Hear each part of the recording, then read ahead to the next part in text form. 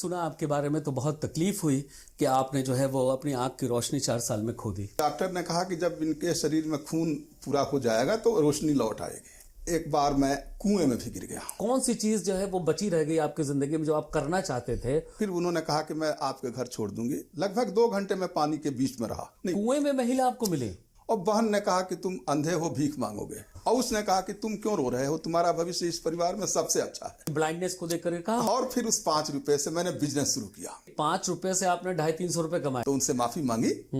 साहब आप ऐसी गलती नहीं करूंगा। तो ये तो कोई करिश्मा हुआ। हर एक के 5-7 पीढ़ी के लोगों का नाम याद रखता था गाली देने के लिए। 50 मीटर दूर से आदमी बोल रहा है तो मैं मिट्टी उठा करके उसको मार देता था। तो मुझे घर में बंद कर दिया जाता। तुम्हारे भगवान को दिखलाऊंगा कि देखो तुमने मुझे ब्लाइंड बनाया था और मैं ब्लाइंड बन के शास्त्री कर लिया हूँ। और वहां मकान में रहते हुए बगल की पड़ोस की एक लड़की थी, हिमाचल की। अरे हम तो डर गए, आपने पड़ोस का नाम आते ही हम तो कुछ और समझने लगे। मेरे यहाँ बच्चे बच्चियां पढ़ने के लिए घर पर जाते हैं, निःशुल्क मैं पढ़ाता हूँ। उन्होंने अपनी फ्रेंड से शादी करवा दी। कई बार ट्रक में पुलिस बांध के ले जा रही है बंद करके, तो ट्रक से नीचे कूद गए। राजीव गांधी ने कुछ किया उस मसले पर? ब्लाइंड होकर के गोली मारी है। तो महसूस कैसे करते थे कि ये संजीव कुमार है या आशा पारेख? एक्सीडेंट होते हैं, वो किसी ब्लाइंड के नहीं होते, सब आंख वालों के होते हैं। मुझे याद ही नहीं कि मैंने अपने पिता का खरीदा हुआ कुर्ता पैजामा और जूता कभी पहना हूँ। 1 लीटर लिख दिया जाए। अब जैसे किसी दिन तेल नहीं है तो शीशी में 4-6 बूंद पानी डाला, एक ढक्कन, शीशी को हिला लिया और फिर उसको कढ़ाई गरम करके और छन से डाला। तो पड़ोस के बच्चे तो यही कहते थे, अरे साहब क्या बन रहा है कि आपकी जिंदगी में ये जो चेंज आया कि चैलेंज लेने का। कि जब ट्रेन में मैं चलता था लोग पूरी खाते थे और जब सुगंध मेरे नाक में पड़ती थी तो मैं मचल जाता था। काश इतना पूछ लेता कि तुम भी लोगे।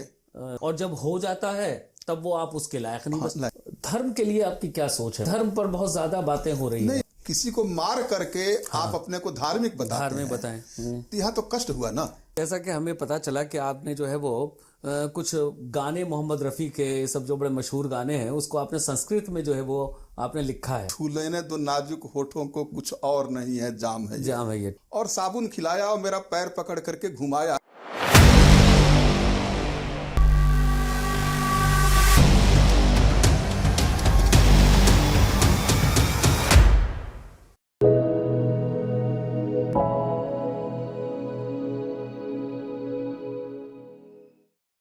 नमस्कार, मैं शाहिद इमाम आप सभी का खैर मकदम करता हूं अपने प्रोग्राम यादों के सफ़र में। आज जिस शख्सियत से मैं आपकी मुलाकात कराने जा रहा हूं उनकी ज़िंदगी में बहुत परेशानियां रहीं। जब 4 साल की उम्र थी उनकी तो उनकी आंख की रोशनी चली गई। एक ऐसा हादसा हुआ कि उन्होंने अपनी आंख की रोशनी खो दी। आप सोच सकते हैं कि एक 4 साल का बच्चा, मैं थोड़ा इमोशनल हो रहा हूं, एंकर को इमोशनल होना नहीं चाहिए, लेकिन आप इमेजिन कीजिए कि एक 4 साल का बच्चा जिसने पैदा होने के बाद रोशनी रही हो उसकी आंख में और उन्होंने जिंदगी में हरियाली, खेत, पौधे, घर, मकान, अपने माँ बाप, भाई बहन सबको देखा हो और उसने अपनी रोशनी खो दी।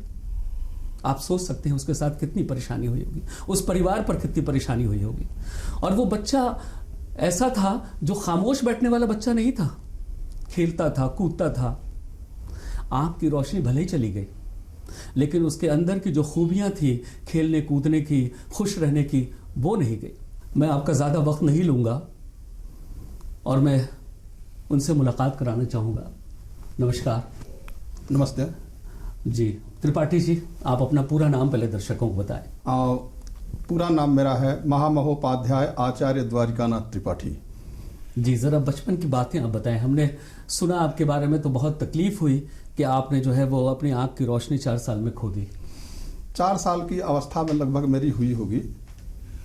मेरी आंख आई हुई थी, पिताजी घर पर नहीं थे जी। और उसी समय मुझे पेचिश भी हो गया था जी। मेरी माँ पढ़ी लिखी नहीं थी, उस जमाने में शिक्षा बहुत नहीं हुआ करती थी महिलाओं की। तो उन्होंने गांव वालों से पूछना शुरू किया और जिसने जो कहा कि ये डाल दो, ये घास डाल दो, ये पीस के डाल दो। आप आराम से बैठ लीजिए। वो डाला, आराम से बैठ लीजिए। और उसके बाद ये हुआ कि चूंकि उसी समय शरीर में खून की कमी हुई, बहुत बार शौच जाना पड़ता था, लैट्रिन जानी पड़ती थी, पेचिश था जी, जी। और आंख भी आई हुई थी जी। तो दोनों स्थितियों को देखते हुए धीरे धीरे आंख की रोशनी कम हो गई। डॉक्टर को दिखलाया, फिर डॉक्टर ने कहा कि जब इनके शरीर में खून पूरा हो जाएगा तो रोशनी लौट आएगी जी। लेकिन इसी बीच 2-3 महीने बाद अपने छोटे भाई के साथ मैं खेल रहा था और उसने पत्थर मारा एक पक्षी को, जी। हाथ घुमा करके वो पत्थर मेरी आंख में लगा, ओहो। आंख से खून की धारा चली आहा। और दोनों आंख की रोशनी खत्म हो गई। आहा। उसके बाद मेरे अंदर अब ललक तो वही थी, खेलने की, कूदने की, दौड़ने की, देखने की। जी जी। तो मैं अपने को कभी ब्लाइंड न समझते हुए, हमेशा दृष्टिवान समझते हुए दौड़ता रहा, पेड़ से टकराता रहा, छत से गिरता रहा। उसी परिप्रेक्ष्य में एक बार मैं कुएं में भी गिर गया। आहा। अरे। तो कुएं में गिरा, सावन के महीने में। कुआं लबालब भरा हुआ था और उसमें मैं लगभग 20 फीट पानी के नीचे ओह था। उम्र कितनी रही? लगभग उस समय मेरी उम्र होगी 8 वर्ष की। आहा। और उसके बाद मैं पानी में गिर गया। एक महिला आई जो बहुत अच्छी उनकी आवाज़ थी, बहुत अच्छे कपड़े पहनी थी और मैं तो बड़ा मैला कुचैला रहता था, लेकिन उन्होंने अपने गोद में उठा लिया उस पानी में और फिर उन्होंने कहा कि मैं आपके घर छोड़ दूंगी। लगभग 2 घंटे में पानी के बीच में रहा। मेरे साथ जो बच्चे खेलने के लिए बागीचा में गए थे, वो जब लौट करके गए घर तो हमारी बुआओं ने, सबने पूछा कि वो कहाँ है। तो एक ने डरते डरते हकलाते हकलाते बतलाया कि वो तो कुआं में गिर गए। अब सब लोग दौड़ करके आए, फिर कुएं में रस्सी बांध करके छबड़िया में और नीचे लटकाए। किसी तरह से अंदर जा करके पानी के अंदर से मुझे निकाला गया। तो आपको तैरना ना आता था क्या? कुछ नहीं, कुछ नहीं। तो फिर 2 घंटे मैं वैसे ही रहा। वो तो उस महिला की कृपा थी मेरे ऊपर। उसने कहा कि मैं तुम्हारे घर पहुंचा दूंगी, अपने गोद में उसने लिया। उस कुएं के अंदर? हाँ हाँ। उसके बाद मुझे कोई चेतना नहीं, बस मैं उसके साथ खेलता रहा, बात करता रहा। मुझे याद है। थोड़ा कंफ्यूजन सा हो रहा है। कुएं में महिला आपको मिली? कुएं में महिला मिली डूबने के बाद, पानी में डूबने के बाद। 20 फीट नीचे था मैं पानी। तो ये तो कोई करिश्मा हुआ? ये करिश्मा ही हुआ। उसके बाद लोगों ने, मुझे गांव वालों ने और घर वालों ने, हम थोड़ा कंफ्यूज हो रहे थे कि कुएं महिला मिली तो हमने समझा कि शायद कुएं के बाहर मिली। नहीं नहीं नहीं, नहीं। पानी में डूबा हुआ था। हाँ। तब एक महिला आई और कहीं कि तुम रो मत, मैं तुम्हारे घर छोड़ दूंगी। हाँ, थोड़ा दर्शकों को क्लियर होना जरूरी है कि ये महिला आपको कुएं में मिली। कुएं में मिली। अच्छा। और पानी के अंदर, पानी के अंदर, जबकि श्रावण का महीना था तो कुआं तो लबालब भरा हुआ था। जी जी जी। तो पानी के अंदर मिली, उन्होंने अपने गोद में बैठाया। हाँ। मैं उनकी साड़ियां टटोल चुकी, आंख तो थी नहीं। हाँ। तो छूने की आदत थी। हाँ। छू छू करके साड़ियां, जाहिर वो आदत होती है, हमने तो देखा। आवाज बहुत अच्छी थी उनकी, वो आज भी मेरे दिलो दिमाग में आवाज है। उसके बाद मुझे लोगों ने बाहर निकाला, साबुन। तो उन्होंने नहीं, उन्होंने कहा क्या, मतलब जो महिला थी कुएं में जो मिली आपको? उन्होंने कहा कि तुम परेशान मत हो, तुम्हारे घर छोड़ दूंगी थोड़ी देर में। उसके बाद मैं ये उनके साथ खेलता रहा, मुझे याद ही नहीं। अच्छा। बाहर जब निकाला गया मुझे तो लोगों ने बताया कि तुम 2 घंटे तक पानी में रहे हो और साबुन खिलाया और मेरा पैर पकड़ करके घुमाया कि उल्टी करेगा, पानी पिया होगा। लेकिन मैं एक बूंद पानी भी नहीं पिया था। अच्छा। हाँ, कुएं पानी के बीच में रह साबुन खिलाया इसलिए कि ताकि आपको उल्टी होगी। हाँ, वॉमिटिंग होगी। हाँ। लेकिन वॉमिटिंग बिल्कुल नहीं हुई। मैं पानी बिल्कुल नहीं पिया था। उसके बाद से उसी क्रम में आगे चल करके 10-11 वर्ष की अवस्था होगी, 10 वर्ष की, तो बहन से झगड़ा हुई। मेरी माँ ननिहाल गई हुई थी और बहन ने कहा कि तुम अंधे हो, भीख मांगोगे। फिर मैं सो गया रात को रोते रोते, और वही महिला आई जो मुझे कुएं में अपने गोद में बैठाई थी। दोबारा ख्वाब में। और उसने कहा कि तुम क्यों रो रहे हो, तुम्हारा भविष्य इस परिवार में सबसे अच्छा है। और उसके बाद मैं सवेरे उठा, अपने पिताजी से कहा कि आप मुझे भी पढ़ाइए। उन्होंने कहा तुम्हारे लिए कोई व्यवस्था ही नहीं है। तो मैं अपने उस समय 1 पैसे का पोस्ट कार्ड मिलता था, पोस्ट कार्ड ले आया, भोजपुरी में अपने चाचा से बोल करके लिखवाया कि मैं अंधा हूँ और पढ़ना चाहता हूँ। पता में लिख दिया अंध विद्यालय बनारस। अच्छा, बनारस में कोई स्कूल है? हाँ, ब्लाइंड का? नहीं, अंदाज से है। अच्छा, अंदाजा से लिख दिया? अंदाज से लिख दिए। अच्छा। और वो पत्र लेटर बॉक्स में छोड़ दिया और ठीक 8 दिन के अंदर वहां से सूचना आ गई। मतलब आपको पता भी नहीं था कि वहां पर कोई ब्लाइंड स्कूल है भी या नहीं है? नहीं है, कुछ नहीं। और आपने यूं ही लिख दिया? यूं ही लिखवाया। अच्छा। पता लिख दिया बनारस। अच्छा, आपके जो चाचा जी थे जिन्होंने लिखा, हाँ, उनको भी नहीं मालूम था? उनको भी नहीं पता था, किसी को नहीं पता था। किसी को नहीं मालूम था।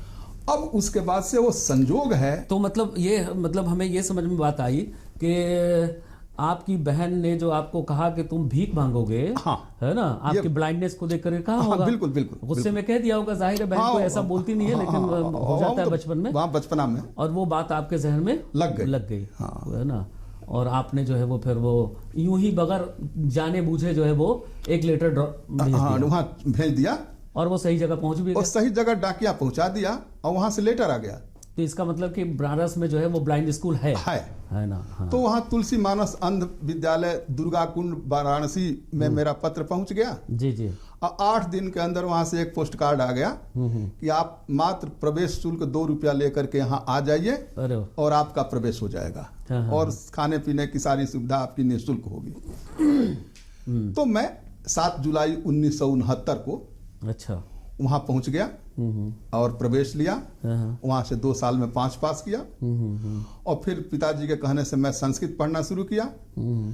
8वीं 10वीं 12वीं सब संस्कृत, और अंततः शास्त्रीय परीक्षा होती है इक्विवेलेंट बीए, वो मैंने संपूर्णानंद संस्कृत विश्वविद्यालय में रह करके किया, बनारस से। जी जी जी। कुछ बचपन की कुछ और बातें बताना चाहेंगे? बचपन में तो ये था कि अब ललक तो बहुत थी। जी जी। कुछ ऐसी बात जो थोड़ा खट्टी मीठी बातें कुछ भी? हाँ, वो तो वही बताने जा रहा हूँ। जी जी, बताइए। एक बार रेडियो सुन रहे थे जी, तो मेरी चाची, उम्र क्या होगी उस वक्त? उस समय मेरी उम्र थी लगभग 10 साल, कुएं से निकला था, निकल चुके थे। हाँ। जी जी। तो चाची से बाजी लग गई, रेडियो चल रही थी कि रेडियो स्टेशन कै बजे खुलेगा। मैंने कहा कि 12:30 बजे खुलेगा, उन्होंने कहा कि नहीं 12 बजे खुलेगा। 10-10 रुपए की साहब बाजी लग गई। वो जमाना 10 रुपए का तो बहुत मुश्किल था। अब उसके बाद से वो हार गई बाजी। तो वो हार गई, 10 रुपए की बाजी लगी थी, लेकिन उन्होंने 5 रुपया किसी तरह से मुझे दे दिया। और फिर उस 5 रुपए से मैंने बिजनेस शुरू किया। बिजनेस? हाँ जी। मतलब 10 साल की उम्र में? 10 साल की उम्र में। अच्छा। और 1 साल के अंदर लगभग उससे मैंने 250-300 रुपए कमाए। तो कौन सा बिजनेस किया? अरे बीड़ी है, अच्छा, सिगरेट है, माचिस है। मतलब आपको बचपन से ही मतलब ख्याल था हाँ, कि जो हमें कुछ करना पड़ेगा, मुझे करना है। हाँ, कुछ करना है।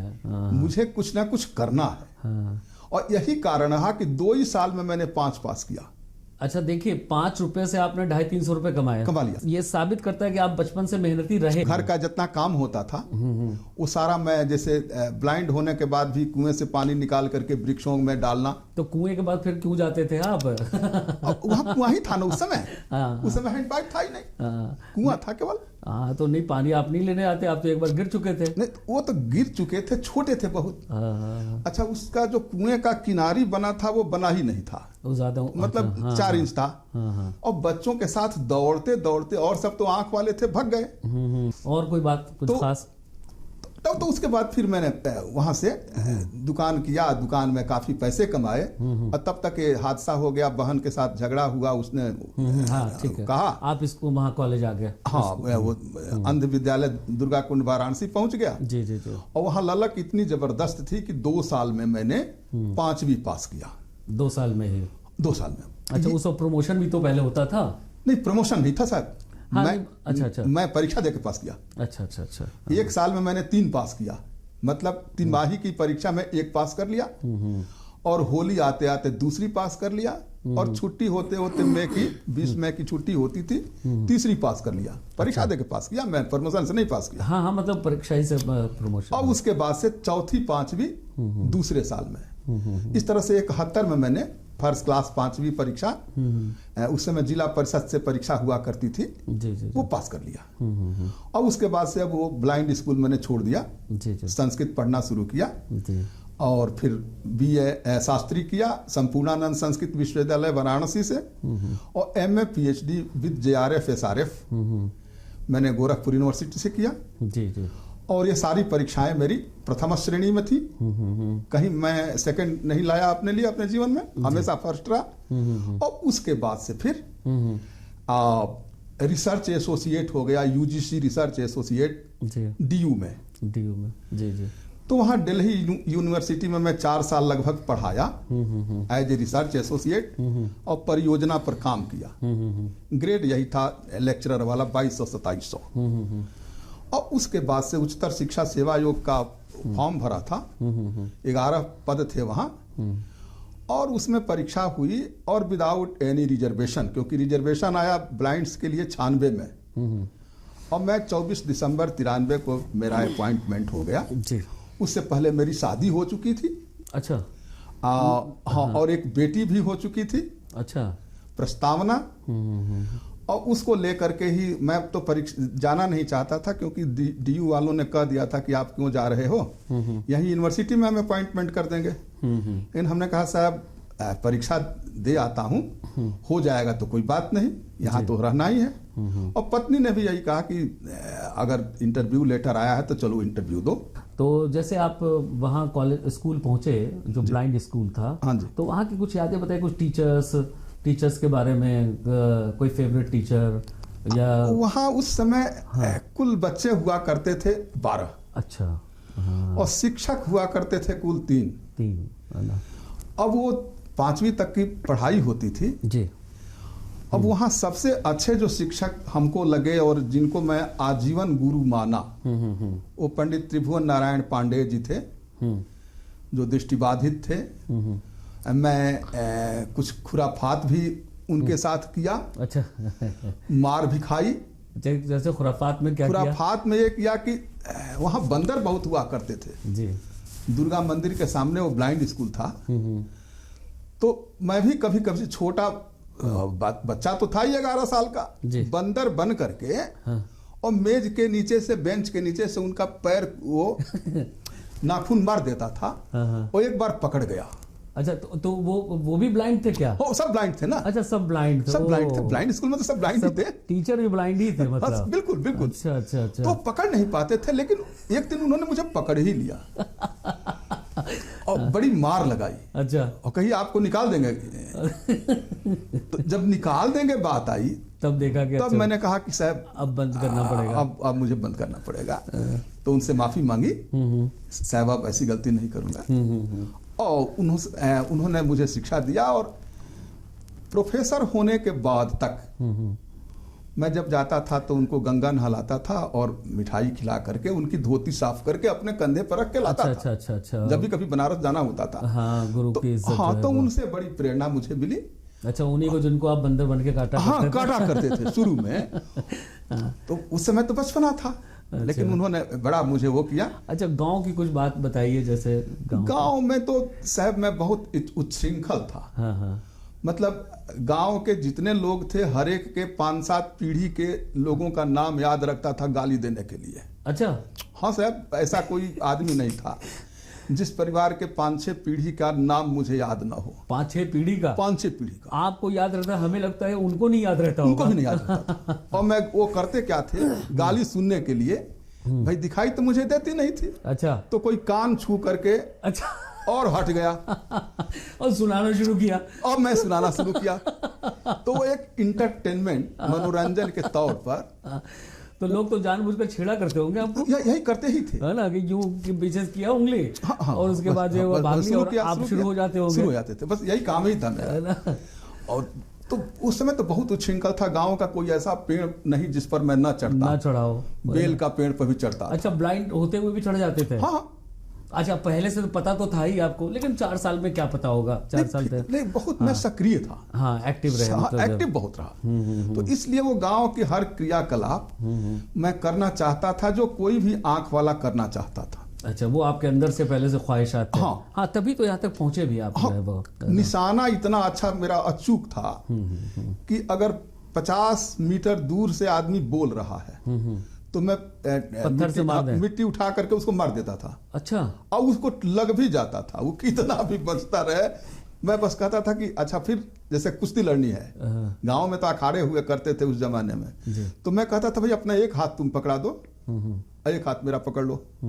तो फिर मैं लड़ता भी था। और मैं गांव का कोई भी ऐसा बच्चा मेरे उम्र का नहीं था जिसको मैं पटकन न लगाता हूँ। पटकता तो सब फिर तो घर में शिकायत भी खूब आती होगी। शिकायत आती थी, मार भी खाता था। हाँ। लेकिन उसका गम नहीं होता था। हाँ। क्योंकि इतना ललक था मन में, जी जी जी। कूदने फांदने का, लड़ने का, झगड़ा करने का, गाली देने का, कि वो मुझे कोई कष्ट वष्ट नहीं, मारते रहो तुम, बहुत करोगे तो मार लोगे और क्या करोगे। तो घर में सबसे ज्यादा प्यार आपको कौन करते थे, पिताजी या माताजी या बहन? मैं चूंकि संस्कृत जब पढ़ना किया, तब शुरू किया, तब तो प्यार लोग करने लगे। अच्छा, उससे पहले नहीं? लेकिन उसके पहले तो एक मान्यता ये थी कि अगर घर में शादी के लिए कोई आ रहा है, हाँ। बड़े भाइयों के शादी के लिए, तो मुझे घर में बंद कर दिया जाता था। कि ये अंधा आदमी है, इसको देख करके सब भाग जाएंगे कि इसके घर में कोई ब्रह्म है, सब अंधा ही होंगे। तो शादी में न तो मुझे लोग ले जाते थे। अच्छा। यात्रा में भी मुझे कोई देखता था रास्ते में तो अपशकुन मानता था। अरे।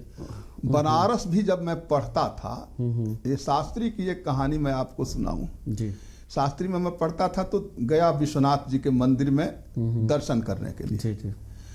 तो पंडों ने मुझसे पूछा कि तुम क्या दर्शन करोगे, तुम्हें तो दिखाई ही नहीं देती। तो मैंने कहा कि भाई माना, दर्शन नहीं करूंगा लेकिन कराऊंगा तो। अच्छा। तुम्हारे भगवान को दिखलाऊंगा कि देखो तुमने मुझे ब्लाइंड बनाया था और मैं ब्लाइंड बन के शास्त्री कर लिया हूँ।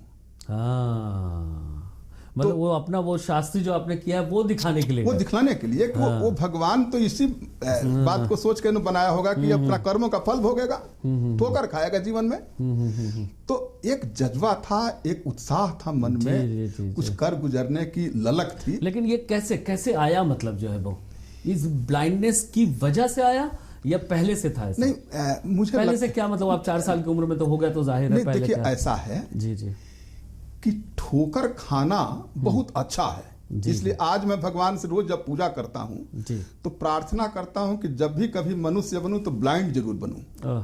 क्यों?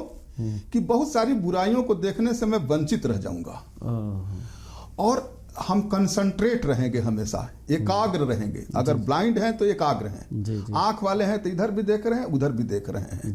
मैं ये नहीं कह रहा हूं कि सब आंख वाले खराब ही होते हैं। हाँ, लेकिन आपके साथ तो बड़ी परेशानी रही ना एक तरह से। नहीं, मैं तो आपने दुनिया देख करके फिर आपका बंद हुआ। लेकिन अगर मैं उसको परेशानी मान के चला होता, हाँ, वही तो इतना कुछ कर नहीं पाते, जाहिर है। तो इसलिए उत्साह बहुत था।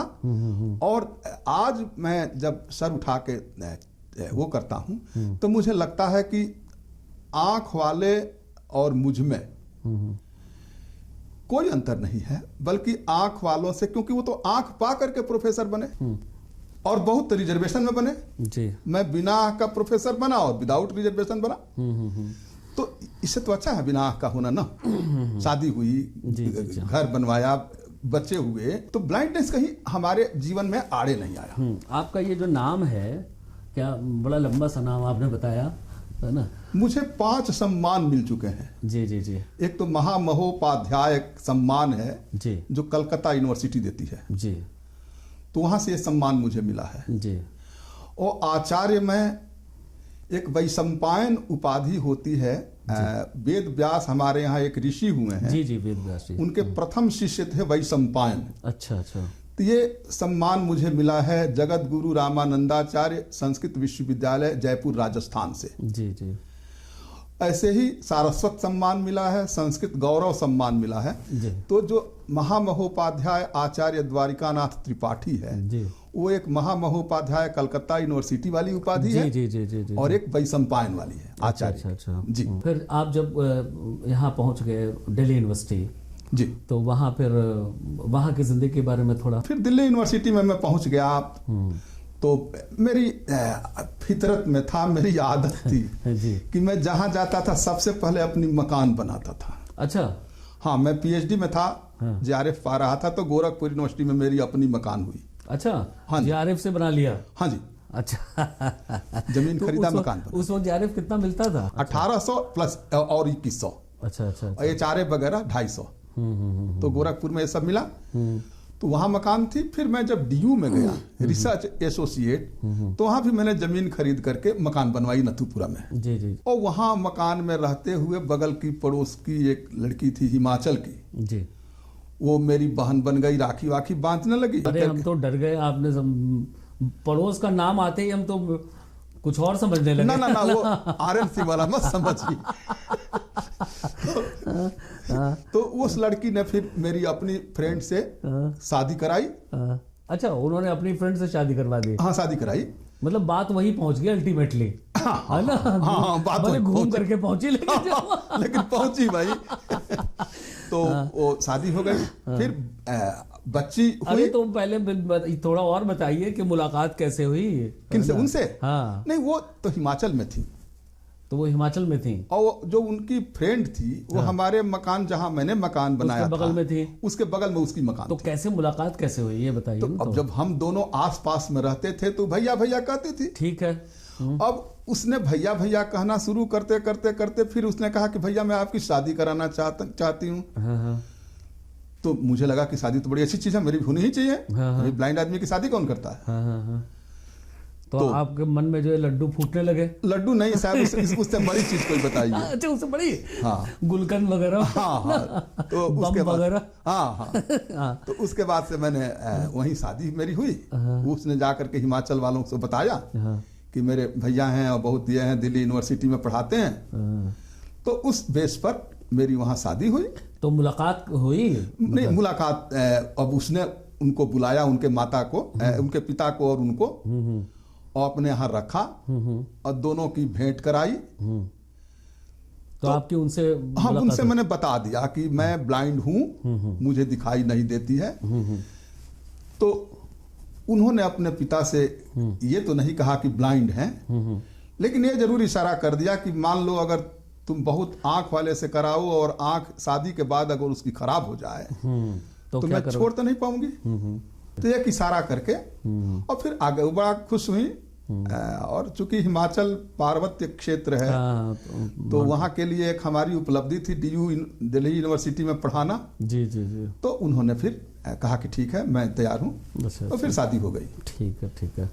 तो फिर शादी के बाद फिर हम लोग वहीं रहे, बेटी हुई। और बेटी होने के बाद फिर मैं ये फॉर्म भरा था उच्चतर शिक्षा सेवा आयोग वाला। यहाँ से इंटरव्यू लेटर आया। अब वो इंटरव्यू देने के लिए मैं आया तो 11 पोस्ट थी, जिसमें तीसरी पोजीशन मेरी थी। थोड़ा तो फिर आप कॉलेज में आ गए, अपॉइंट हो गए? हाँ, यहाँ DS कॉलेज अलीगढ़ में मैंने ज्वाइन कर लिया। थोड़ा अपना एकेडमिक्स के बारे में थोड़ा बताइए। MA PhD तो मैं कर ही लिया था, लेक्चरर हो ही गया।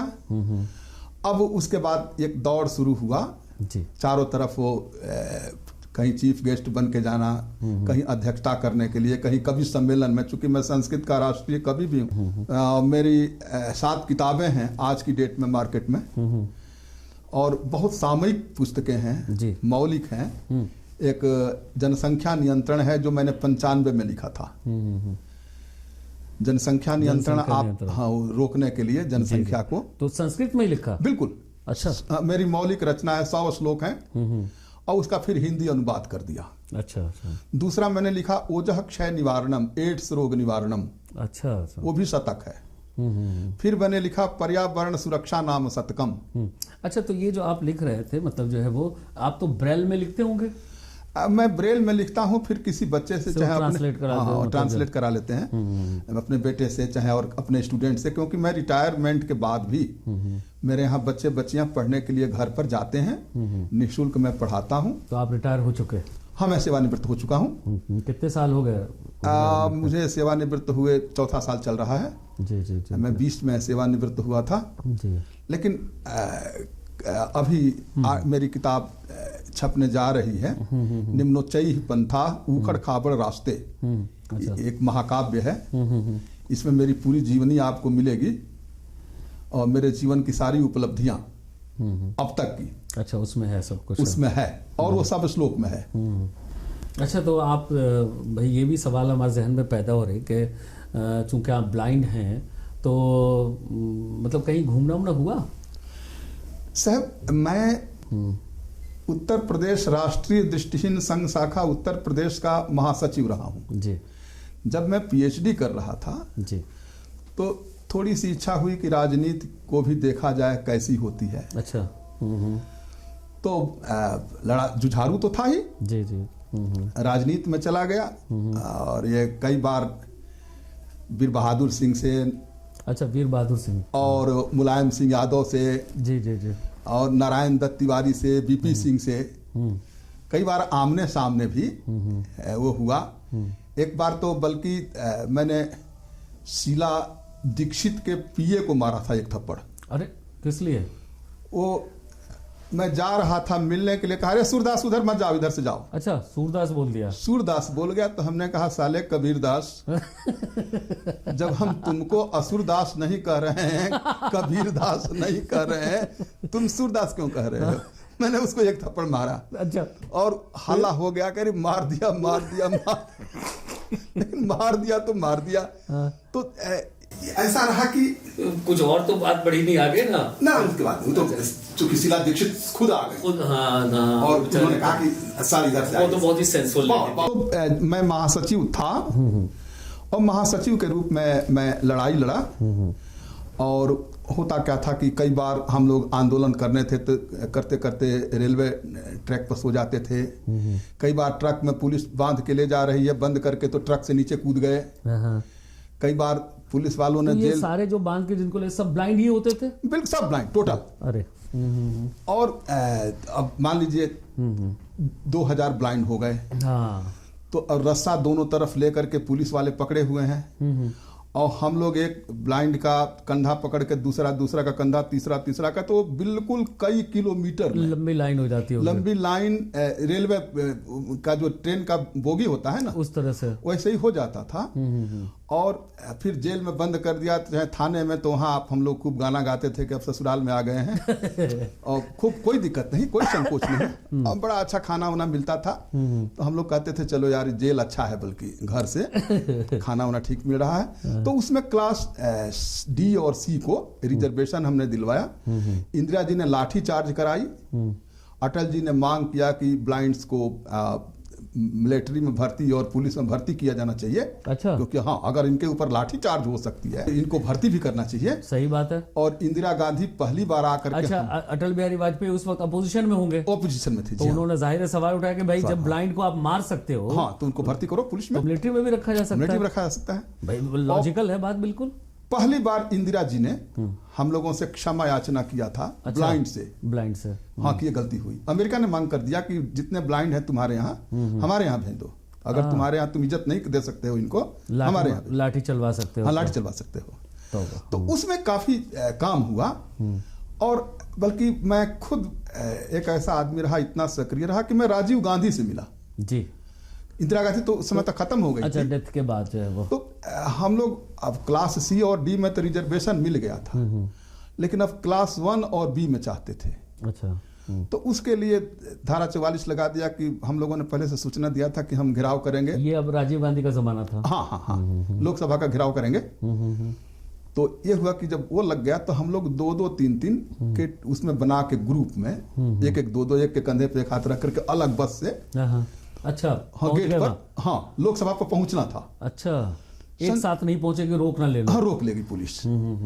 तो जिस गेट पर मैं पहुंचा, संजोग से उसी गेट से राजीव गांधी एंटर कर रहे थे, एंटर करने वाले थे। और उसी गेट पर चूंकि पुलिस वाले जो हैं, अब हमें दिखाई तो दे नहीं रही है। हाँ, जाहिर है, ये बोलने तो वाले थे। कब आकर के मार देते थे, हम लोग उलट जाते थे, गिर जाते थे। और एक बार गिरते थे तो 2-3 बार उलट पलट जाते थे, खुद से भी हो जाते थे। वो इतने जोर से मारते थे। अच्छा, नहीं, वो मारते थे इसलिए हो जाता था। हाँ, मारते थे, कमर से मारते थे। अच्छा। लाठी से नहीं मारते थे। हाँ। कमर से मारते थे, हम लोग पलट जाते थे, गिर जाते थे। अच्छा। उसके बाद राजीव गांधी आए, हमारा चश्मा उसमें सब टूट गया था। अच्छा। और कंधे पर हाथ रखा राजीव गांधी ने। हाँ भाई, कहाँ से आए हो तुम? तो हमने कहा कि हाँ, मैं राजीव बोल रहा हूँ। तो मैंने, बदमाश तो हाई मैं, नेता तो यही बदमाश होते हैं। तो मैंने कहा कि मैं कैसे मान लूं कि आप प्रधानमंत्री हैं? हाँ। तो कहे देखो तुम्हारे साथ है, इसको दिखाई देती है। वो अर्ध ब्लाइंड था, मैंने 50% वाला था, काना था। हाँ। तो कहा कि हाँ, ये प्रधानमंत्री जी हैं। तो मैंने कहा कि हम लोग राष्ट्रीय दृष्टिहीन संघ के सदस्य हैं, मैं महासचिव हूँ उत्तर प्रदेश का, और ये मेमोरेंडम देने आया हूँ। तो मेमोरेंडम दे करके अपना हम लोग वहां से लौट आए, उन्होंने खुद भिजवाया।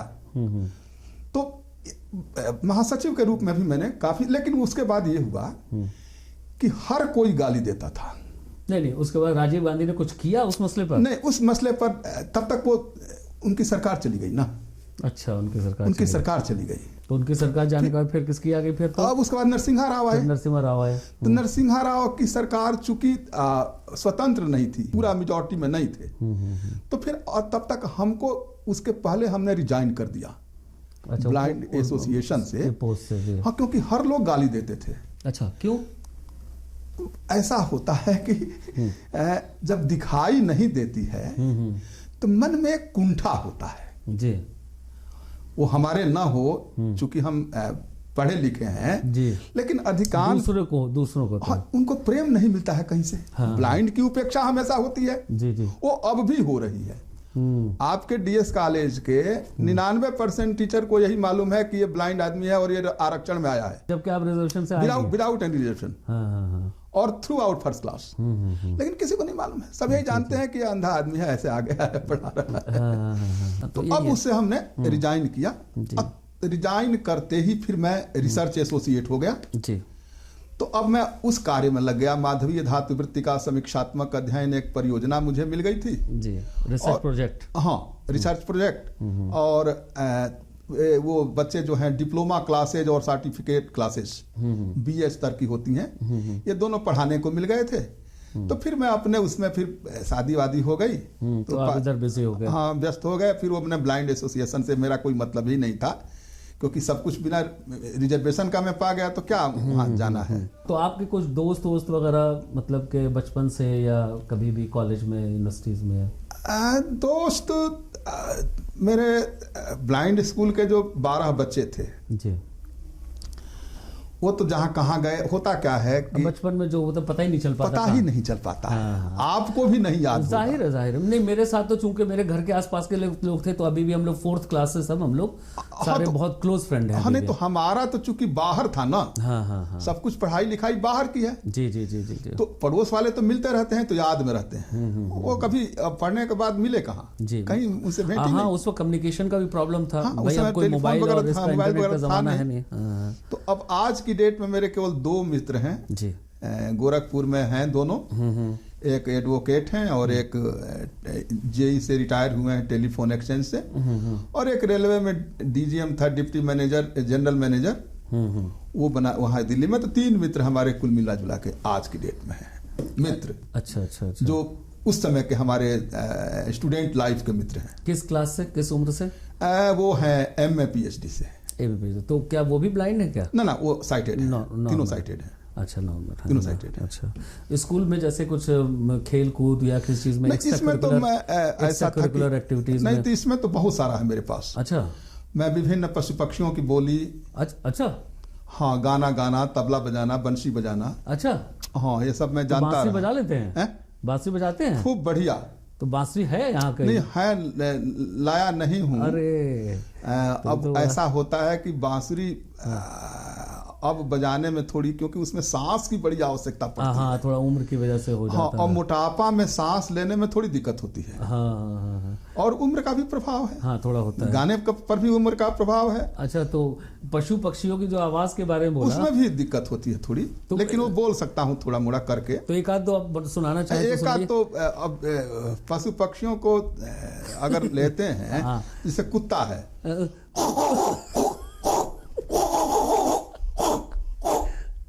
तो ये हो सकता है, छोटे बच्चे हैं तो एक कुत्ते की आवाज तो हम भी निकाल लेते हैं, है ना? हाँ, नहीं, वो तो सबसे आसान आवाज है उसका, कुत्ते की। नहीं, मैं बकरी का ही बोल लेता। अच्छा, तो भी बोल लेता हूँ, वो कोई दिक्कत नहीं है। तो लेकिन ये है चिड़िया की आवाज को तो ये बोल लेता हूँ कई तरह की। अच्छा, ये सारे कैरेक्टर आपको बचपन से आए होंगे? सब कहीं कुछ सीखा बचपन वाला होगा।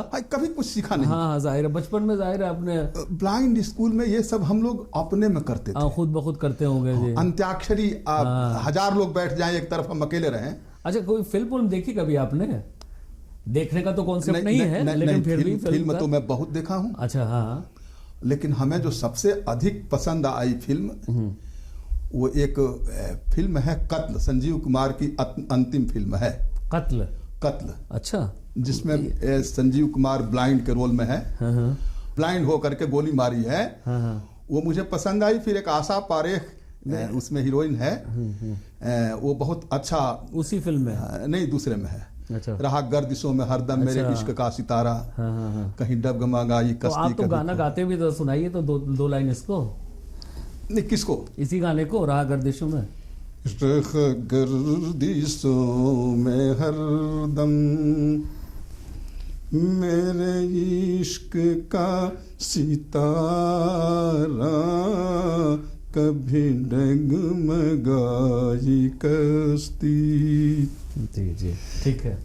तो ये अब थोड़ा सा आवाज थोड़ी भारी हो गई, अब तो है ना, उम्र के हिसाब से होता है, वो हो रहा है, लेकिन फिर भी ठीक है। हाँ, मैं सेटिस्फाइड। तो ये फिल्म आपने देखी थी, मतलब ये इन फिल्में तो मैं आज भी अभी भी देखते हैं? अब भी देखता हूँ। रिसेंटली कौन सी देखी? रिसेंटली में ये है कि अब मैं फिल्मों के जगह पर महाभारत, रामायण, अच्छा, धार्मिक चीजें। हाँ। तो जैसे फिल्म देखते थे आप, तो कैरेक्टर महसूस कैसे करते थे कि ये संजीव कुमार है या आशा पारेख है, ये कैसे महसूस किया आपने? ये तो आवाज से पता चल जाएगा। अच्छा, आवाज से, मतलब पूछा होगा लोगों से? नहीं, बिल्कुल नहीं। अच्छा, मैं पूछना पसंद ही नहीं करता हूँ। वही तो अपने आप समझ गए, ठीक है ना? मैं कभी अपने को ब्लाइंड महसूस नहीं। अच्छा, तो सपोज हम जानना चाहेंगे जी कि आपने जैसे संजीव कुमार समझा कि ये संजीव कुमार बोल रहा है, तो आपके दिमाग में संजीव कुमार का इमेज कैसा है, उसका हुलिया जरा बता सकते हैं? बॉडी कैसी होगी उसकी? नहीं, देखिए ऐसा है, पहली बात तो यह है कि जो बात मन में बनती है, जो इमेज बनता है, जी इमेज, वही पूछा, वो मस्तिष्क में बनता है। हाँ बिल्कुल।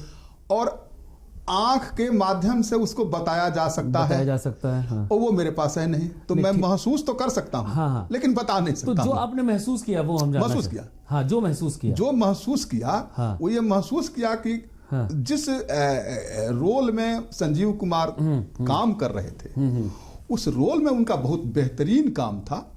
और यही मैंने महसूस किया कि जिस रोल में, जैसे आशा पारेख है, तो अब आशा पारेख जब ये गाना गा रही है, मत जइयो नौकरिया छोड़ के तेरे पैया परू बालमा, तो उस समय उसका कितना समर्पण है, मैं इस बात को देख रहा था।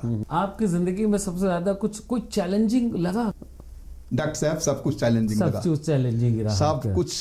सब कुछ चैलेंजिंग। लेकिन मैं ये मानता हूँ कि अगर जीवन में चैलेंज नहीं है तो जीवन नहीं है। सही है ना। हमेशा ठोकर खा करके आदमी आगे बढ़ता है। और आपने उस चैलेंज को हमेशा कबूल किया, एक्सेप्ट किया। और मैं चाहता हूँ कि जीवन में हमेशा चैलेंज रहे। हाँ, क्योंकि वो भी क्या कोई जीवन है जिसमें चैलेंज ही है ना? नहीं। लेकिन जहां तक हमको समझ में बात आ रही है, जैसे आपसे बातें करने के बाद, कि आपकी जिंदगी में ये जो चेंज आया कि चैलेंज लेने का, वो आपकी सिस्टर की बात से आया शायद, है ना? सिस्टर की बात से तो आया ही, लेकिन यह एक प्राकृतिक नेचर ने मुझे दिया था। नहीं, दिया तो था, है ना, नेचर, लेकिन आप उससे पहले उसकी तरफ ध्यान नहीं दे रहे थे। हाँ, प्रभावित उसी ने किया। जब आपको इतनी बड़ी बात कह दी कि तुम भीख मांगोगे, तब आपके दिमाग में वो चीजें बैठ गई, जाग गई। फिर मैंने कहा कि मैं भीख नहीं मांगूंगा, मैं भीख दूंगा। और आज मैं महसूस करता हूँ डॉक्टर साहब कि नाबिना जो हैं, वो बहुत कम भीख मांगने वाले हैं। सही कह रहे हैं। हाँ, बहुत कम है। बहुत कम है। ये देखिए, आप नाबीना हो करके आपने ये देख लिया, है ना, कि नाबीना लोग कम भीख मांगने वाले हैं। नहीं, आप इसको देखिए, और हम नहीं देख पाएंगे। आप रोज के दिनचर्या में देखिए, जो एक्सीडेंट होते हैं वो किसी ब्लाइंड के नहीं होते, सब आंख वालों के होते हैं। कि भिखारी जो हैं सब नामिना कोई नहीं है, सब आंख वाले हैं, वो भीख मांगते हैं। ये जो जिंदगी आपको मिली, हमें जो दी है खुदा ने या भगवान ने, है ना, तो क्या उसके बारे में क्या उसका सबसे ज्यादा जो पसंदीदा पार्ट जो है उसका क्या है, जो आपको सबसे ज्यादा अच्छा लगता है? देखिए, जो हमारी वैयक्तिक हमारा चिंतन है, और खुदा ने हमें इसलिए इस बख्शीश के रूप में जिंदगी को दिया कि मैं उसको भरपूर जीऊं, अपने जीते हुए दूसरों को जीने का अवसर प्रदान कर। जी। तो तब तो हमारी जिंदगी है। तब तो जिंदगी है। और अगर हमने खुद जिया, सिर्फ खुद के लिए जिया, और दूसरों के जीवन को छीना, और दूसरों के जीवन को छीन करके जिया, तो मुझे लगता है कि वो खुदा की बख्शीश नहीं है, वो खुदा के साथ हमारे द्वारा की गई नाइंसाफी है। जी। तो आपको रिटायर हुए भी कितने साल हो गए? चौथा साल चल रहा है। 4 साल हो चुके हैं जी। तो एट दिस एज, इस मुकाम पर आकर के आप क्या समझते हैं जिंदगी को? बहुत अच्छा। और लेकिन मैं एक बात समझता हूँ, जिंदगी हमको भगवान ने दिया, खुदा ने दिया, मैं खूब ऐशो आराम किया जी, कुछ काम भी किया। स्ट्रगल के बाद आपने सब कुछ पाया। सब कुछ पाया। हाँ, लेकिन अब सब कुछ पा गया जी, तो अब मुझे कुछ ऐसा करना चाहिए कि फिर अगर आगे आऊं तो कुछ पाने को रह जाए, दूसरी जिंदगी। क्योंकि सब तो उपभोग कर लिया ना, सारा जो पाया वो उपभोग कर लिया, मैंने दूसरों को दिया क्या? तो अब मुझे कुछ ऐसा करने का मन कर रहा है कि कुछ ऐसा कर जाऊं कि फिर बाद में पाऊं, क्योंकि अब मुझे पास पाने के लिए कुछ नहीं है। वैसे भी आपने बहुत कुछ किया, तभी आप इस मुकाम तक पहुंचे। नहीं, बहुत कुछ जो किया उसमें वो भी मैं खुदा की बख्शिश मानता हूं। मैंने कुछ नहीं किया। जहां आपकी सिस्टर ने आपको कहा कि तुम भीख मांगोगे, है ना? हाँ। वहां से आपने जिंदगी शुरू की, है ना? बिल्कुल, और प्रोफेसर तक पहुंचे। हाँ, ठीक है ना? तो ये कोई छोटी सी जर्नी थोड़ी है। भले लाइफ स्पैन थोड़ा छोटा है, लेकिन आपका स्ट्रगल जो है बहुत लंबा है ना? हाँ, वो तो है। और वहां तक पहुंचे आप, ये सारा चीजें, और वो भी अकेले, बिना किसी सपोर्ट के। बिना किसी आप सोचिए ना कि मतलब आपके जहन में ये बात आई कि जो है वो बस एक खत लिख दिया जाए, एक लेटर लिख दिया जाए ब्लाइंड स्कूल के नाम। हाँ, है ना? ये कितनी बड़ी बात है। और आपको मैं एक और बात बताऊं, मुझे याद ही नहीं कि मैंने अपने पिता का खरीदा हुआ कुर्ता पैजामा और जूता कभी पहना हूं। 5वीं तक जो मैं पढ़ा वो नंगे पांव पढ़ा जी। मेरे पास एक हवाई चप्पल हुआ करती थी, वो भी मेरी भाभी ने मांग लिया, कही कि वो चप्पल तुम्हारी बड़ी अच्छी लग रही है। अच्छा। मैंने उनको दे दिया। तो नंगे पांव में 5वीं तक पढ़ा और एमए तक, चूंकि मैं अपने पिता से एक पैसा कभी नहीं लिया, मुझे स्कॉलरशिप मिलती रही, मैं हमेशा फर्स्ट क्लास पास हुआ और मुझे हमेशा स्कॉलरशिप मिली। आप ऐसे समझिए कि पूर्व मध्यमा में, मतलब हाई स्कूल में मुझे 75 रुपया, अच्छा, इंटर में 85 रुपया, बीए में 163 रुपया, एमए में 185 रुपया, और तो स्कॉलरशिप से आपके गुजारा नहीं। हाँ। ये न के न प्रकारेण होता था। अब जैसे किसी दिन तेल नहीं है तो सीसी में 4-6 बूंद पानी डाला, एक ढक्कन, सीसी को हिला लिया और फिर उसको कढ़ाई गरम करके और छन से डाला, तो पड़ोस के बच्चे तो यही कहते थे, अरे साहब क्या बन रहा है, खूब अच्छा।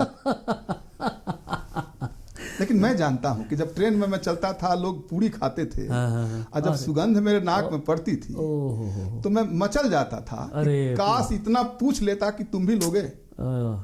कोई पूछता ही नहीं था और उनकी व्यवस्था थी।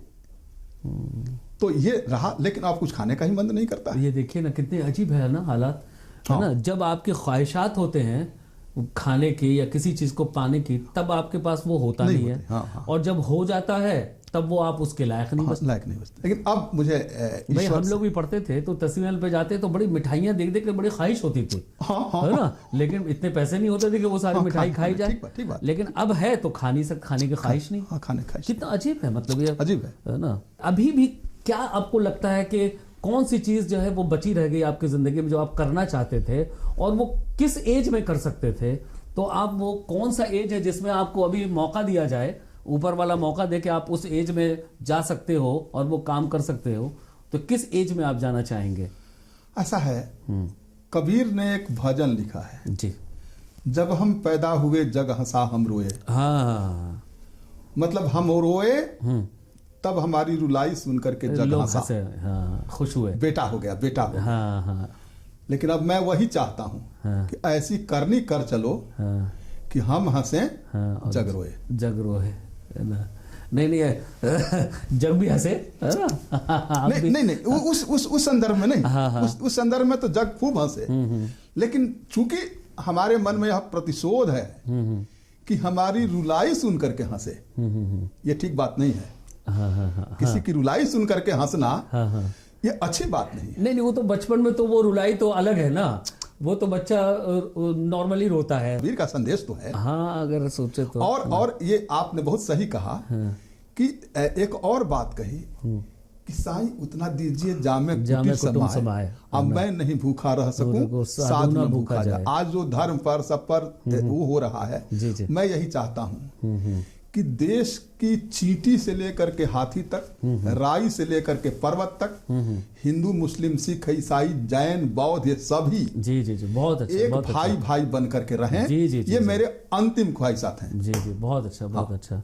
ये हम जानना चाहेंगे, जैसे आपने इतना कुछ पाया, बिल्कुल जीरो से इस मुकाम तक पहुंचे, तो कोई तो ऐसे हो गए जिंदगी में आपके जो जिनको आप शुक्रिया कहना चाहेंगे कि ये मल्टीपल भी हो सकते हैं लोग, एक ही नहीं हो सकते, कई लोग भी हो सकते हैं, कि सिर्फ सोलली आपने सब कुछ अपने लेवल पे ही किया?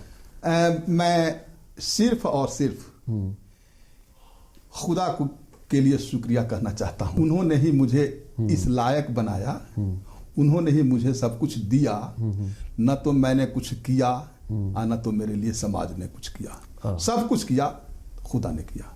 पिताजी का कंट्रीब्यूशन क्या रहा? पिताजी का कंट्रीब्यूशन देखिए, अगर बनने के बाद हमारे पास पूड़ी है और कोई पूड़ी खिला रहा है, तो ये बहुत प्रशंसा की बात नहीं है। प्रशंसा की बात तब है जब पूड़ी नहीं है और कोई पूड़ी खिला रहा है। देखिए, जन्म देना आसान है जी, कर्म देना मुश्किल है। तो हम उन गुरुओं को जरूर थैंक्स करना चाहूंगा जिन्होंने मुझे कर्म दिए जी। उस श्रेणी में मेरे पिताजी भी आते हैं कि बाद में उन्होंने मुझे कुछ दिनों तक संस्कृत पढ़ाया। अच्छा अच्छा। लेकिन एक बात, मैं उनका ऋणी इसलिए हो गया हूं कि तब तक वो किसान थे जब तक वो मुझे संस्कृत पढ़ाए, लेकिन जब मैं संस्कृत में प्रथमा पास फर्स्ट क्लास हुआ तो सेक्रेटरी ने मुझसे पूछा कि भाई तुम ब्लाइंड हो, तुम फर्स्ट क्लास पास हुए और सब आंख वाले फेल हो गए। तो मैंने कहा कि मेरे पिताजी घर पर पढ़ाते हैं। यही उनका इंटरव्यू था। इसी आधार पर उस विद्यालय में वो टीचर हो गए। कौन, आपके पिताजी? हाँ। तो इस ऋण से अच्छा। मैं ऋण हो गया। अच्छा, इस ऋण से मुक्त हो गया आप? मुक्त हो गया, बिल्कुल। अब मुझे खुशी है। अच्छा, मतलब आपने ये बताया कि संस्कृत हमें मेरे पिताजी ने बताया? पहला संस्कृत के गुरु तो मेरे इसकी वजह से उनको नौकरी मिल गई। अरे वाह। वो किसान थे, किसान से टीचर बन गए। तो वो उससे मैं ऋण हो गया हूँ। हाँ, लेकिन मतलब आपकी वजह से आपके पिताजी को भी फायदा हो गया? फायदा हुआ, थोड़ा फायदा नहीं हुआ, बहुत फायदा हुआ, बड़ा हो गया। लेकिन फिर भी तो पहले गुरु भी आपके पिताजी रहे? नहीं, पहले गुरु संस्कृत के रहे। अच्छा, संस्कृत वही ब्रेल जो पढ़ाए हमको 5 तक, वो तो दूसरे थे ना, वो तो दूसरे थे। हाँ, लेकिन संस्कृत के प्रथम गुरु हमारे पिता ही थे। अच्छा, आपकी जिंदगी का सबसे अच्छा दिन कौन सा रहा? मेरा कोई दिन खराब हुआ ही नहीं, सारे दिन मेरे अच्छे ही रहे। लेकिन फिर भी कोई ऐसा दिन तो याद जरूर होगा कि जिसमें बड़ी खुशी मिली होगी कि इससे बेहतर तो दिन जब मैं परीक्षा दे करके आता था। हाँ। कोई भी परीक्षा, प्रथमा पूर्व, मैंने 8वीं 10वीं 12वीं, तो उस दिन मुझे जबरदस्त खुशी मिलती थी। अब मैं सो जाता था और कम से कम मैं 24 घंटा सोता था एग्जाम देने के बाद। हाँ, ये तो सभी के साथ होता है, हमारे साथ भी है। नहीं, लेकिन आप एग्जाम देते हैं 1 महीने में। हाँ हाँ। अब मैं एग्जाम देता था 1 घंटे में सब। चूंकि शास्त्री तक जो मेरी परीक्षा हुई वो मौखिक परीक्षा हुई। अच्छा अच्छा अच्छा। 5-6 टीचर बैठ जाते थे चारों तरफ कुर्सी लगा के। बड़ी मुश्किल बड़ा समय होता था वो मेरे लिए। और सब पूछते थे बारी बारी से और कठिन सवाल पूछते थे। तो उससे जब मैं परीक्षा दे करके आता था तो ऐसी नींद मुझे आती थी कि मेरी माँ ही मुझे जगा सकती थी और कोई मुझे जगाता भी नहीं था। वो जब 12-1 बज जाता था तो कहते चल उठ जाओ चल। तो ये हम उस दिन को अच्छा मानेंगे जिस दिन परीक्षा दे करके आते थे। वो दिन हमारे अच्छे रहे, लेकिन ऐसे मैं सभी दिनों को अच्छा मानता हूँ। तो पूरी जो टीचिंग की जो स्पैन है वो कितना लंबा रहा आपका? एज ए टीचर कितने दिनों तक काम किया आपने? देखिए, as a teacher Delhi University से लेकर दिल्ली यूनिवर्सिटी से मैं 26 जुलाई 90 से लगा। अच्छा। और 30 जून 20 को रिटायर हुआ। स्टूडेंट्स को आपने क्या पाने के लिए एनकरेज किया, विजडम और द नॉलेज? देखिए, किसी भी व्यक्ति के लिए, मैं केवल स्टूडेंट की ही बात नहीं कर रहा। हाँ, किसी को भी, किसी भी व्यक्ति के लिए सबसे आवश्यक है उसका व्यक्ति होना। ये अनिवार्य है। जी जी। हम लोग सभी इंसान हैं, कहते हैं शक्ल भी इंसान का ही है, लेकिन कितनों में इंसानियत है? हाँ। तो हम सबसे पहले अपने स्टूडेंट्स को यही उसको प्रोत्साहित करते हैं कि सबसे पहले तुम मनुष्य बनो, और अगर मनुष्य बन जाओगे तो स्टूडेंट भी बनोगे और टीचर भी बनोगे, लेकिन सबसे पहला काम तुम्हारा है मनुष्य बनना। हाँ, मनुष्य बने तो इंसान बनेंगे तो विजडम आएगा। हाँ, और जब विजडम आएगा तो फिर नॉलेज तो आ जाएगा, है ना? नॉलेज स्वाभाविक है, नॉलेज तो आ जाएगा, स्वाभाविक है ना? लेकिन नॉलेज आना विजडम नहीं आ सकता। No no no no no, है ना? नो। अरे हम कहते हैं शिक्षा जो हम लोग डिग्री लेके आते हैं, MA PhD कर लिया, कबीर तो कुछ नहीं पढ़े थे, बिल्कुल, है ना? लेकिन उनके विजडम था, उनके दोहे पर PhD होती है। हाँ बिल्कुल, आप देखिए भाई। तो पढ़ाई का डिग्री से कोई मतलब नहीं है, ज्ञान का, नॉलेज का डिग्री से कोई मतलब नहीं है। हाँ। तो अब तक आपने कितने जॉब के कितने तरह की सर्विसेज की? दो हुआ है ना? दो। देखिए, मैं अपने पूरे जीवन काल में केवल 3 वांट भरे, और तीनों में मेरा अपॉइंटमेंट हुआ, और तीनों without any reservation. Research associate में भी मैं गया, उस समय भी कोई रिजर्वेशन नहीं था, 12 पोस्ट थी। उच्च शिक्षा सेवा आयोग में गया, उसमें कुल 11 पोस्ट थी, जिसमें तीसरे पोजीशन पर मेरा हुआ। और एक भरा था ब्लाइंड स्कूल में। ऐसा था कि वो एक कहानी रह गई कि ब्लाइंड स्कूल से जब मैं निकल गया तो वहां एक बच्चा आया नेपाल का, बड़ा बदमाश था, किसी टीचर को पढ़ाने ही नहीं देता था, मारता था, क्योंकि सवाल पूछता था, गुरुजी बताते नहीं थे। आजकल गुरुओं की हालत भी बड़ी खराब है, हम लोग स्टूडेंट पर तो टिप्पणी कर देते हैं लेकिन गुरुओं की भी स्थिति ठीक नहीं। हमने देखा है, प्रॉपर वर्ड नहीं निकल पाते। हाँ, है ना? तो अब हमारे प्रिंसिपल ने एक दिन हमको बुलाया, मैं पढ़ रहा था बनारस में, कहा बेटा तुम केवल 6 महीने के लिए आ जाओ, 4 महीने के लिए, और इस बच्चे को सुधार दो। अच्छा, आपको बुलाया? हाँ। आपकी एज क्या थी उस वक्त? उस वक्त मेरी एज थी, मैं शास्त्री में पढ़ रहा था, बच्चा था। अच्छा, एज अंदाजा? लगभग 22-23। अच्छा, 22-23 साल। तो हाँ, तो बड़े जवान था। हाँ, बड़े थे। तो अब वो मुझे बुलाया और मुझे टीचर बना दिया, वहाँ वांट निकाला, फिर मैं इंटरव्यू दिया, टीचर बन गया, वार्डन बन गया। तो वहाँ कुछ ब्लाइंड ऐसे बदमाश हुआ करते थे कि जैसे टोटी में लैट्रिन होने गया ना, लैट्रिन में तो टोटी ही तोड़ के निकला। अच्छा। हाँ, पानी बह रहा है। तो वार्डन बना दिया। अच्छा, मैं थोड़ा सा बदमाश भी था, बदमाश इस मामले में कि मैं अत्याचार बर्दाश्त नहीं करता था। भाई टोटी सबके लिए है ना, आपके तोड़ने के लिए थोड़ो है, थोड़ी है, सही बात है। तो उनको भी ठीक किया, ठीक से उनकी तोड़ाई की, ताकि जितनी टोटी तोड़ने में उनको मेहनत करना पड़ा है उतनी तोड़ाई किया। और वो जो लड़का था वो हाई स्कूल में पढ़ता था, तो वो लड़का गलत नहीं था, वो पूछता था सवाल। तो लोग जो टीचर होते थे वो तो पाश्चात्य पद्धति के संस्कृत वाले होते थे, वो पढ़ा नहीं पाते थे। अच्छा। तब मैं उसको एक आध दिन थोड़ा सा हमारे साथ वो बदतमीजी पर उतारू हुआ। हमने कहा बेटा जितना पूछना है उतना पूछ लो, लेकिन अगर सेटिस्फेक्शन नहीं होता है तब तो तुम मुझसे भिड़ो। तो आपको ये जानना चाहेंगे कि आपको ये लगता है कि आपको जिंदगी में जो अचीव करना था, क्या वो सब अचीव हुआ? बिल्कुल, 100% है ना, बल्कि अबव 100। हाँ, जाहिर है ना, 0 से बिल्कुल आपने, मैं संतुष्ट हूँ। हाँ, बिल्कुल संतुष्ट है लाइफ से, है ना? बिल्कुल। तो और फ्यूचर में क्या करना चाहते हैं अभी आप? बस वही लेखन का काम और शिक्षण का काम। अच्छा, निःशुल्क पढ़ाना। अच्छा। अपना YouTube भी चला रहा हूँ मैं। अच्छा, YouTube पे? हाँ, है चैनल अपना।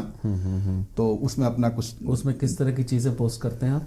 और सांस्कृतिक जो वो हैं, जैसे धर्म पर टिप्पणी है, अच्छा, सनातन पर टिप्पणी है, अथवा जो वास्तविक ऐसा होता है ना कि आज लोग जो व्हाट्सएप यूनिवर्सिटी के प्रोडक्ट हैं, जी, सारा मामला तो वहीं गड़बड़ हो रहा है। वो रियलिटी को नहीं जानते। वो ऐसे किसी ने भेज दिया और वो भी अपना आगे पोस्ट कर दिया, वो भी आगे पोस्ट कर दिया, ऐसी उसी पर पूरी जिंदगी चल रही है। तो उस पर मैं बोलता हूँ। अब जैसे सनातन है, तो सनातन पर बहुत विवाद चला, लेकिन हमने इस बात को कहा कि भाई सनातन का मतलब है सबको साथ लेकर चलना। जी।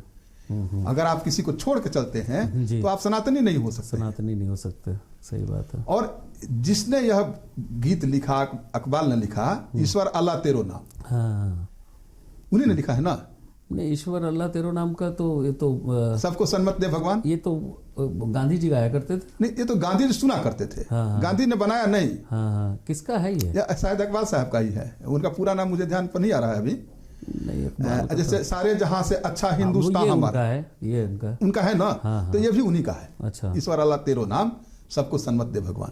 धर्म के लिए आपकी क्या सोच है? देखिए, धर्म जो है वो अभी धर्म पर बहुत ज्यादा बातें हो रही नहीं, है ना, तो इसलिए थोड़ा सा आप बताएं। धर्म जो है वो ध्रिय धारणे धातु से अच्छा धर्म शब्द बनता है।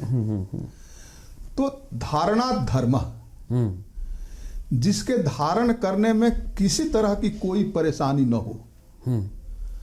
अब किसी को मार करके आप अपने को धार्मिक बताएं, तो यह तो कष्ट हुआ ना। ऐसा हुआ जब व्यास ने सब कुछ लिख दिया, तो उनसे जा करके लोगों ने कहा कि साहब इसको कौन पढ़ेगा, इतनी मोटी मोटी किताबें कौन पढ़ेगा एक धर्म को जानने के लिए। तो उन्होंने एक कहा कि लो मैं 1 लाइन 2 लाइन में बता देता हूं। तो श्रूयताम धर्म सर्वस्वम श्रुत्वा चाप्यवधार्यताम आत्मनः प्रतिकूलानि परेशान न समाचरेत। जो अपने को उल्टा लगता है वह व्यवहार दूसरे के साथ न करें, यही धर्म है। जी जी, बस वो चाहे हिंदू हो, मुसलमान हो, सिख हो, ईसाई हो, जो अपने को बुरा लगता है वह व्यवहार दूसरे के साथ। हाँ, वो तो देखिए हर मजहब में यही कहा गया है। और मजहब नहीं सिखाता आपस में बैर रखना, तो है ना। इवन कि इस्लाम मजहब जिसको हम फॉलो करते हैं, है ना, जिसके फॉलोअर हैं, तो वो इस्लाम में भी यही कहा जाता है कि जो आप अपने लिए सोचते हो अच्छा, वही आप दूसरों के लिए भी सोचें, है ना। बिल्कुल। अरे आप कहते हैं जब मोहम्मद साहब के सामने यह बात गई जी कि साहब फला ने चोरी किया है, इसको सजा मिलनी चाहिए, तो उन्होंने कहा कि तुम लोग बताओ, इतने लोग हो, इसमें कौन चोरी नहीं किया कौन है? जी जी, ऐसा कौन है जो अच्छा। फिर मनसा वाचा कर्मणा, चोरी केवल पॉकेट से निकालना ही थोड़ा होता है, घर से निकालना थोड़ा होता है। अगर आप मन में सोच रहे हैं, अगर वाणी से आप सोच रहे हैं, कर रहे हैं, ये सब चोरी है। तो धर्म हम उसी को मानेंगे। बिल्कुल बिल्कुल। जो हम तो क्लास में भी कहते हैं कि करप्शन का मतलब सिर्फ ये नहीं है कि आपने किसी काम के लिए पैसे ले लिए साहब, या किसी से ज्यादा पैसे ले लिया। जो अपना काम नहीं कर रहा है, वो करप्शन है। वो करप्ट आदमी है। जैसे हम टीचर हैं, अगर हम तो क्लास नहीं ले रहे हैं, पढ़ा नहीं रहे हैं, तो हम करप्ट हैं। और आप स्टूडेंट हो, आप नहीं पढ़ रहे हो, आपका काम पढ़ना है, तो आप भी करप्ट है फिर, अगर आप नहीं पढ़ रहे। बिल्कुल बिल्कुल बिल्कुल, वो तुम धोखा देकर आ रहे हो माता पिता को। जी। आपके लिए खुशी बिल्कुल क्या चीज है? मेरे लिए खुशी उतनी ही महत्व रखती है कि मैं अपने साथ साथ जो मेरे आसपास के लोग हैं और जहां तक मेरी पहुंच है, अपने जैसा मैं सबको रख सकूं। यही मेरी सबसे बड़ी खुशी है। त्रिपाठी जी, एक चीज और जानना चाहेंगे, अब वक्त हमारा खत्म होने वाला है जी। सबसे अच्छा दिन आपकी जिंदगी का और सबसे खराब दिन, वो जानना चाहेंगे। देखिए, व्यवहारिक पक्ष में मुझसे आप जो भी कहलवा लें, लेकिन मेरी अपनी मान्यता है कि न तो कोई खराब दिन होता है, नहीं वो तो ठीक है, न ही कोई अच्छा लेकिन दिन फिर भी फील तो करते हैं। जैसे हमारा जैसे अपॉइंटमेंट हुआ तो हमें बड़ा अच्छा सा दिन लगा था, ठीक है ना। फिर बहुत एक सीवियर डिप्रेशन से हम गुजर रहे थे, और एक दिन जो है वो हमारा बर्थडे था उस दिन, और उस दिन बहुत सारे लोगों ने विश किया, और घर में जो है वो बर्थडे सेलिब्रेट हुआ। तो वो सालों के बाद, 10-12 साल के बाद, वो हमें बहुत अच्छा सा दिन लगा था। तो ऐसे ही कुछ तो याद होगा मुझे।